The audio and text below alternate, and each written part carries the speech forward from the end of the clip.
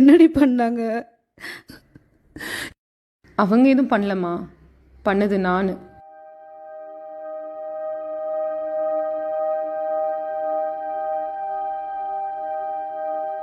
என்னம்மா சொல்ற? என் பேக்கில் பெப்பர் ஸ்ப்ரே இருந்துச்சுல்லப்பா, அதை எடுத்து அடிச்சிட்டேன்.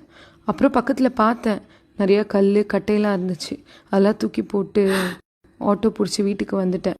ஆட்டோக்காரன் நம்ம சந்துக்குள்ளே வர்றதுக்கு 30 ரூபா ஜாஸ்தியாக கேட்குறான். அதான் முனையில இறங்கி நடந்து வந்துட்டேன். சாப்பாடு போடுமா பிள்ளைக்கு?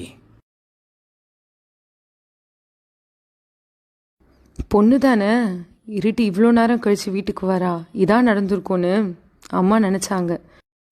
பொண்ணு தானே, தூக்கிட்டு போய் என்ன வேணால் பண்ணிடலான்னு அவனுங்க நினச்சாங்க. ஆனால் உனக்கு தெரியும்லப்பா, உன் பொண்ணால் என்ன வேணால் பண்ண முடியும்னு. எனக்கு தெரியும்டா, நீ சாப்பிட்ற.